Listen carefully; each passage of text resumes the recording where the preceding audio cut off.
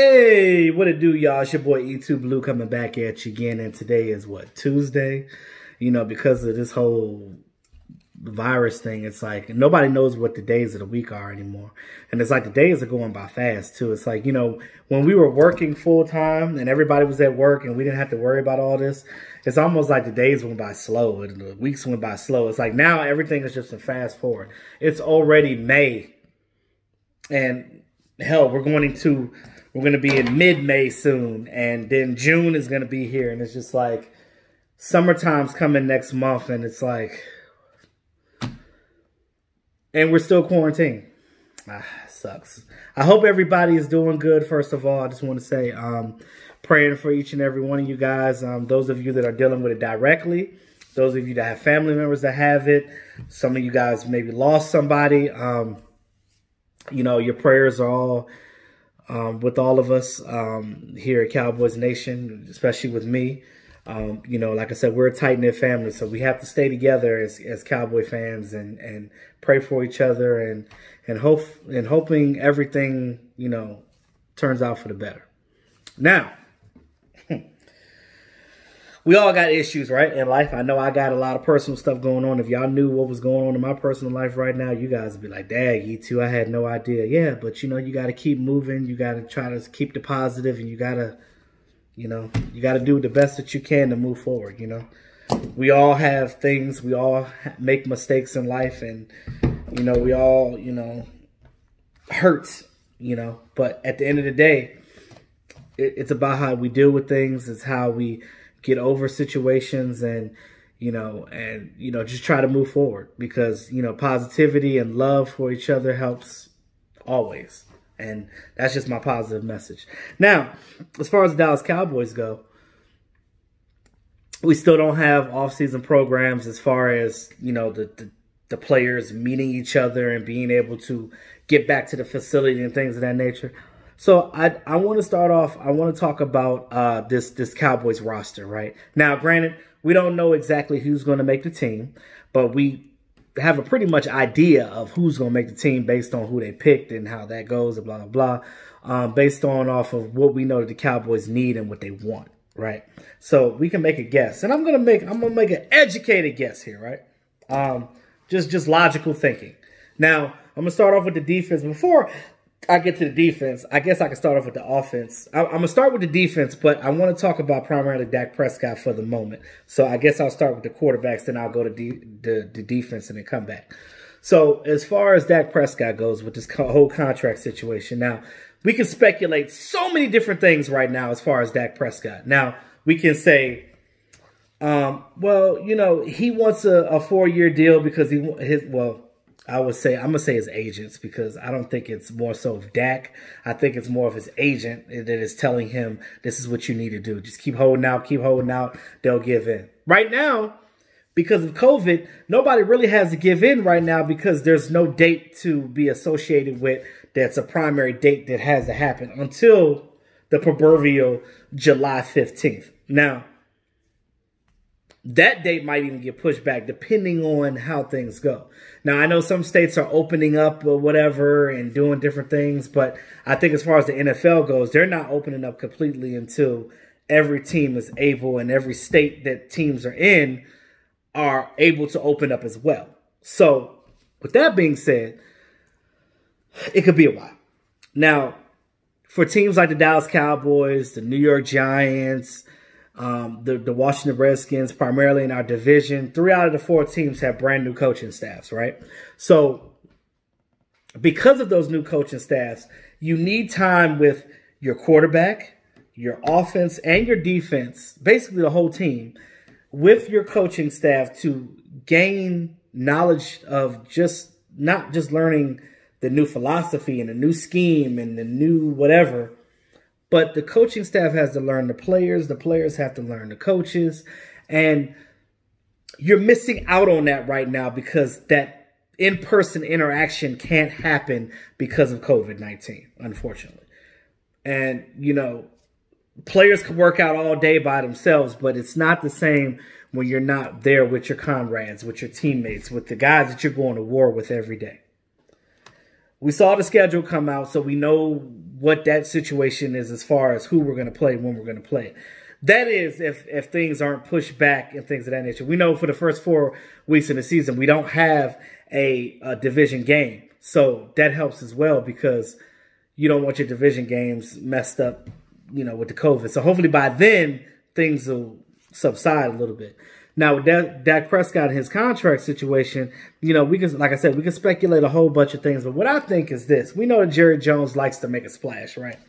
I think that whenever they give in or whatever the situation is, when they get that together to sign the contract, I think he's waiting for things to open up so he can have Dak Prescott there, so he can have the media there, so he can have this big, huge press conference with his young quarterback that is deemed as your franchise quarterback to run your team for years to come.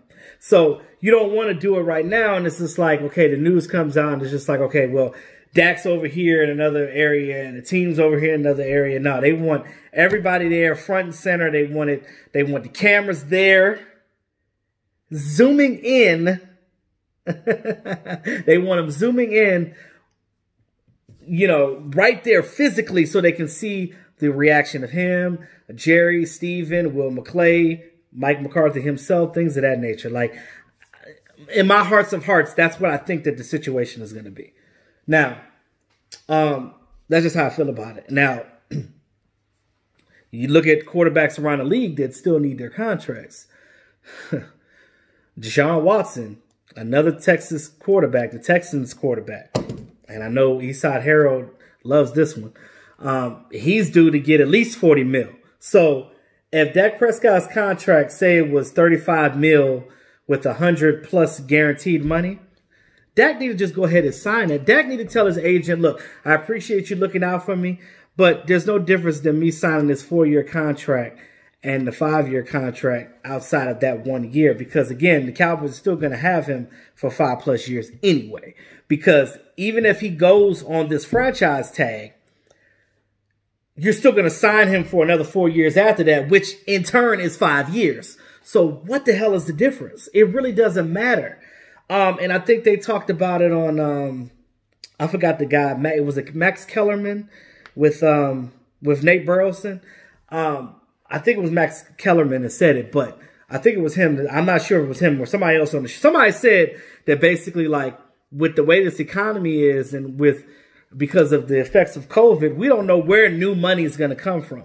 We don't know if the salary cap is going to rise after 2020 or 2021 because of how devastated we are financially and how much our economy is going into the hole this year right now as we speak. So Dak Prescott, they were basically saying that he's probably smarter just to sign the contract now because you don't know if that extra money is going to come later.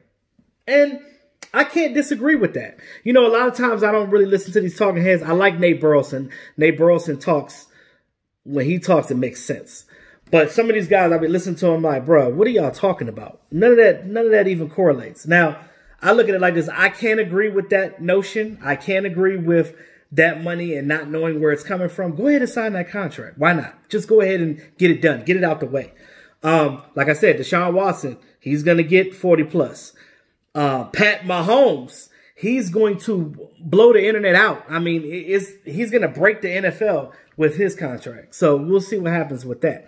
So it will behoove Dak Prescott and his agent and his entourage or whatever you call them to go ahead and sign this now rather than later, because the offer's on the table. The Dallas Cowboys technically right now with that contract are trying to make you the highest paid quarterback in the league. Even though Dak Prescott right now is not the best quarterback in the league, but for you to make that money, why not sign it? That's just me. I mean, if it were me at 35 years old, if it were me, I'd just go ahead and sign it. Hell, I'll sign for $3 million because I need it right now. I'm not even working right now fully. So I need money if I you give me a 5-year contract for $5 million, I'm going to sign it because I'm just a nobody. So it is what it is. But anyway, it's just a different variable when it comes to that. So since we're talking about the quarterbacks, Dak Prescott, we know with the contract situation. Andy Dalton is his backup. That is his backup. So you look at now, if Dak Prescott's not doing his stuff virtually with the team, Andy Dalton is there, so he's doing his thing and he's learning the offense. But Dak needs to be there as well because he's the starter. Then you got Clayton Thorson. Will he make the team? I don't know. And then you got Ben Dinucci. Now, he was a 7th-round draft pick. He was our last pick in the draft, but Mike McCarthy liked him. And I looked him up. He does have a nice little arm on him, and he's kind of mobile as well, so maybe he can do something. Unfortunately, Cooper Rush is not with us no more. Jason Garrett snatched him and took him to the Giants with him. So now he's up there in New York with Daniel Jones and company and Alex Tanney and all of them up there. So, hey, it is what it is. Let's go back to the defense real quick. So, there's been a lot of talk about the cornerback and the safety position. How is this defense going to fare? We did this whole 10-year droughts with Jason Garrett. And there's T-shirts out now that says, I survived Jason Garrett era. Jason Garrett, Chris Richard, Rod Marinelli. Shout out to George Iloka. Go ahead and check out his podcast if you haven't seen it. What is it? The Gym Bag podcast. Wherever you can find podcasts, that's pretty much where you'll find him at. But shout out to George Iloka. Talking real, talking the truth, not talking like how these players are trained to by the media, but just keeping it 100. Even though he was only with the Cowboys for the offseason, he was there. So, you know, he was talking about how he was trying to disguise the cover 3 and he was trying to step down into the box or whatever to disguise what they were doing pre-snap. And Chris Richard told him, hey, what are you doing? What are you doing? And then his response was, hey, coach, so you want them to know that we're in cover 3? So it kind of like brings you to the notion of like what the hell they were doing. Chris Richard wasn't telling these guys to turn around and things of that nature. He was also asked by Law Nation. Shout out to Law Nation. And Law Nation's subscribers as well wanted to know. And I'm pretty sure you guys that follow me want to know too, because I'm pretty sure we all have the same subscribers at this point. Who actually ran that defense? Was it Marinelli or was it Chris Richard? And George said that it just seemed like Chris Richard did. You know, Marinelli would come in there, he would start the meeting, and then he would hand off to Chris Richard. And Chris Richard took over from there. So I guess it's both to blame because it's Marinelli's system, but it's Chris Richard telling them what to do. That's why Chris Richard is no longer here. And that's also why Chris Richard hasn't gotten hired by anybody else, because they saw the breakdown in Seattle. They saw the breakdown in Dallas, and they're like, what can you bring to the table at this point that we don't already have on our staff? So now with this team having Maurice Lindquist and Al Harris as our secondary guys, having Jim Tom Sula as our and him and we kept Leon Lett. They're the defensive line coaches. You got Edwards, which used to be the defensive coordinator for the Vikings, where George Iloka was. He knows Edwards very well. He is now our linebackers coach. You got Mike Nolan as our defensive coordinator. So you have a lot of these guys right here that have a lot of clout in the league as far as coaching and well respected by players. And you have that on the Dallas Cowboys now. So it's fair to believe and it's fair to make the assumption that, hey, it's going to be a different year, period, guys. So that's it. Now, you look at the guys that we have. You can look at the guys that they got in the offseason. You could tell that they're looking for bigger, rangy guys. They're looking for guys that are physical with the receiver. And that's what they got. So let's look at the roster here, right? So right now at cornerback, we got a whole slew of people at cornerback. Everybody ain't going to make the team. Chris Westry, he's been a guy that tried to make this team for a couple of years now. You look at this cornerback room, and I don't think he's starting over any of these guys. Now, Chris Westry is a tall guy, but he's not as fast as these other guys. And I don't think he can fight with these big, strong receivers toe-to-toe, like Hopkins and things of that nature. So you look at our 2 young draft pick cornerbacks. You look at Trayvon Diggs, and you look at Reggie Robinson. Reggie Robinson is often compared to like a young Richard Sherman, a young Xavier Rhodes type of guy. That's the type of guy that he could be for your team. But he also plays special teams too. So we know that Reggie Robinson is going to make the team. We know that Trayvon Diggs is going to make the team. Maurice Candidate, we got him in the offseason. 6'1", a physical guy as well. He can also play a little special teams, but he's going to provide some things for you for depth on defense as well. Savion Smith. Let's not forget about Savion Smith. We got him. He played for the Jags. He went to the XFL.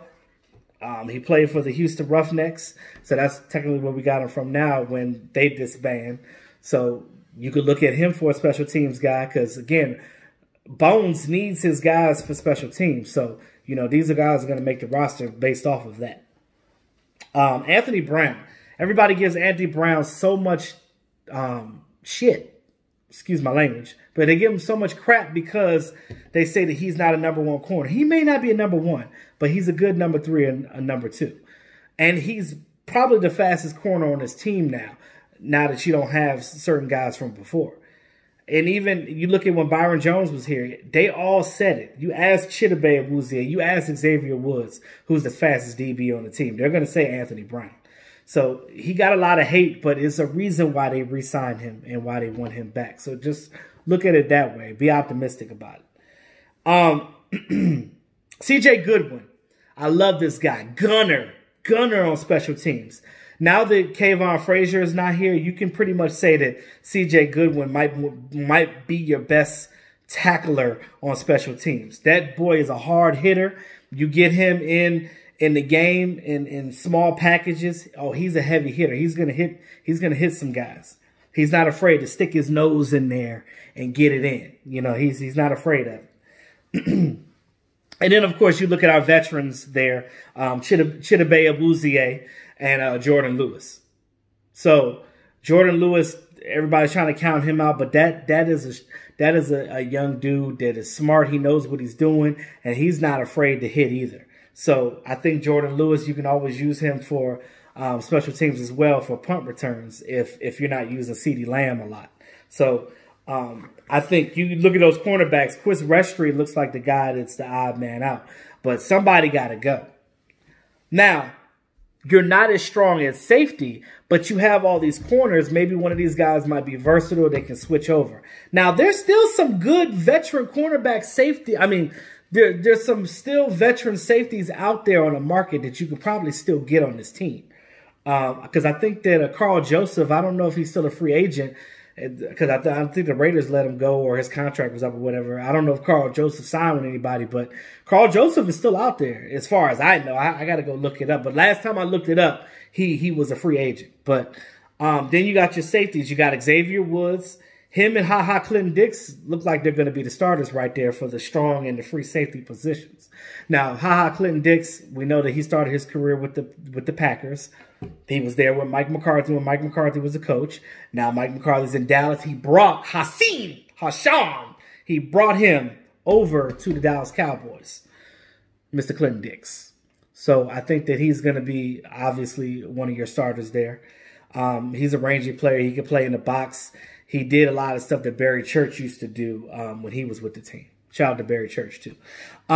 Darian Thompson. Darian Thompson was a guy that was a practice squad player, but he got on the 53 last year. He played pretty well. I remember it was one play on 3rd and goal where he stopped the offense from getting the guy, stuffed the running back. When the running back tried to run in there, he stopped that ass and ran him back. That's what you're supposed to do. So he's played a lot better. So he's pretty much got a spot too. Now, we forgot about Donovan Wilson. Donovan Wilson, where is he going to go? Number 37, where is he going to go? But again, since you only have what looks like they only have 4 safeties right now, all of these guys are going to make the team. Now, you look at cornerback. Are you going to keep all those corners? You could take Chris Westry off that list and put him back on the practice squad, but you still got to cut another guy. But since they're going short at safety, you might can have all those guys at corner. You might can do that. And I think that might be the way that the Cowboys are going, seeing how unequally balanced that situation is. Now, real quick, you look at linebacker. We know the situation with linebacker. You got Jalen Smith, you got Leighton Vander Esch. The only difference is they might switch. One might go to the inside and one might go to the outside. So they might switch them. Because I know that Jalen played mostly the outside last year. They might switch him, put him on the inside, and let Leighton Vander Esch handle the outside. You got Sean Lee. Sean Lee is your veteran backup. He's going to come in there and do what he needs to do as well. So it's almost like a starter because it depends on if you run a package where you got 3 linebackers or you got 2 linebackers and you got 4 DBs or 3 DBs, depending on how you're doing it. Luke Gifford. Let's not forget about Luke Gifford. He's basically the linebacker version of the DB Donovan Wilson. Luke Gifford, he showed a lot of promise in training camp last year, undrafted guy. He made the roster because of that. So, and they kept him for a reason. So I think that he has that spot as well. Justin March, no more Lillard. Just Justin March, veteran guy. They still got him, special teams, and can come in on certain downs on defense as well. Same thing with Joe Thomas. Joe Thomas is a former Packer as well. So Mike McCarthy made sure that he got him back because he wanted those guys to be familiar with him and his system and what they're all running as a whole. So that helps. Then you look at tight end. Tight end, Dalton Schultz, Blake Jarwin, Blake Bell. I think that's going to be your 3 right there. Now, they do have another guy named Hicatini. Hicatini might just be a practice squad guy, but he's definitely going to compete in training camp and see what he can do. Maybe he can battle Dalton Schultz for that 3rd spot. Who knows? You look at defensive tackle. You got some beef in there now, baby. You got rid of those little hot dogs and you went and got the big beefy brothers in there. You got the half smokes in there. You got them in there. You went from a hot dog to a sausage. That's pretty much what you did. You got and pause. All right. So you got defensive tackle Dontari Poe. We got him from the Panthers. As well as Gerald McCoy. Got him from the Panthers as well. Dontari Poe looks like your 1 technique. Gerald McCoy looks like your 3 technique. But either way, you got your DTs right there. And they have short contracts, so it makes way for a young guy that we got in the draft, Neville Gallimore. Big dude. It lets him sit and learn from these guys, and then he could take over once they leave the team. So I already said, now that I said Neville Gallimore, I have to mention. So you got Dontari Poe, Gerald McCoy, Neville Gallimore, and poor Hill. Poor Tristan Hill. What is Tristan Hill going to do? You went and took Taco Charlton's number after he left. Excuse me. And it might be cursed to him. So who knows? We don't know if this coaching staff even likes him, if they're just going to keep him till his rookie contract is up. We don't know the situation, but we'll see. And of course, Antoine Woods. Antoine Woods, I was loving to see him come back. I really liked Antoine Woods. He definitely was a guy that was good at that spot, at that 3 tech. But now that you got Poe and McCoy there, it helps him out as well. He's not the only bigger guy in there, so he's not doing all the grunt work by himself. So that helps. I like that. You look at defensive end. Of course, you got Big D Law. You got Tyrone Crawford. You got Jalen Jelks, which has been on the practice squad since he was drafted in the late round a couple of years back. Joe Jackson. Joe Jackson was, I think, he was a draft pick last year when we got Michael Jackson. So Michael Jackson left. He's not on the team anymore, but we still got Joe Jackson still on the team. He can still compete for a DN. Dorrance Armstrong Jr., don't forget about him. Bradley Anai, we got him in the draft this year. He was one of the guys that I was looking at. I was happy that we picked him up because I think he's going to play well going forward. So notice I didn't mention Alden Smith. I didn't mention Randy Gregory because, one, they're not on the team. They're not even in the league right now. So both of these guys have to get reinstated. Roger Goodell hasn't made a statement on either one of these guys, so we don't know what's going to happen. Now, it's curious to me because for Jerry and the Joneses to actually sign Alden Smith to a contract, you would think that you already knew and certain for a fact that he is going to be reinstated to the NFL. So that's another thing that's crazy as well. Running back, the usual. Ezekiel Elliott, Tony Potter, Jordan Chung. Jordan Chung will probably be on the practice squad again if he's still eligible, that is, because I know we've had him for a while, but the Cowboys love him, though. Or you could go with 3 guys, and then you have your 4th guy as your fullback, Jameis Olawale. Who knows? Wide receiver. So we've been talking about wide receiver for a minute, even before CeeDee Lamb got drafted. So we know your top 3, right? Amari Cooper, Michael Gallup, CeeDee Lamb. 1, 2, and 3. Boom. That's it. Who are your guys after that? Now, we suspected the Cowboys are going to keep 6 wide receivers. So if that's the case, you got 3 more left. And I think those 3 more, well, before I get into it, let's name the rest of the guys. So Ventel Bryant, he's still there. John V. Johnson, I'm actually shocked he's still on the team. I thought they got rid of him, but he's been in and out of the team so much, it's crazy. Noah Brown, he's gotten so many chances, but he keeps getting injured. If he could stay healthy, he might actually make the squad. Then you got Devin Smith. I like Devin Smith. I like that nice long touchdown that he got at the Redskins. That was a good thing. And then Cedric Wilson. Let's not forget about old Ceddy. So I think that if they keep 6, you got 3 more outside of your top 3. So I think those would be Noah Brown, Devin Smith, and Cedric Wilson. That's just my thing. Now, if Noah Brown somehow injures himself again, they could go ahead and cut him, and then they could just put Ventel Bryant there. Ventel Bryant actually got a touchdown last season, so we'll see. It's just weird to see a Bryant in a jersey that's not Dez on the wide receiver core. It's really weird. I think that's another reason why they sat him a lot, too, because he reminded them too much of Dez.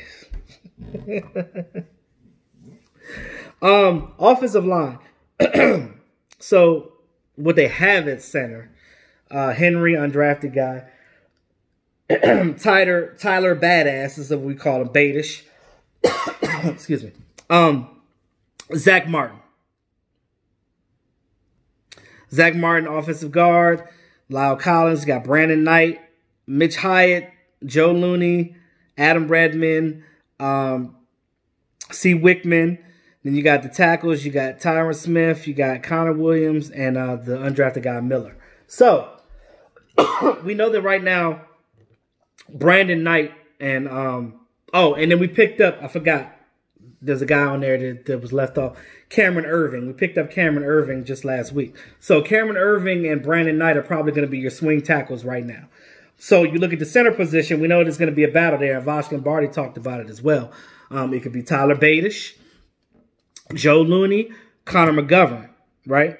So those are the 3 guys that can fight for that spot. Now, whoever don't get that can also be offensive guards as well, because they're guard center type guys. So there's a lot of versatility here.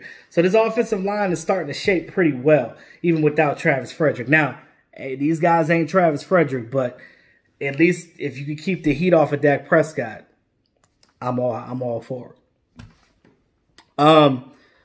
And we talked about quarterback.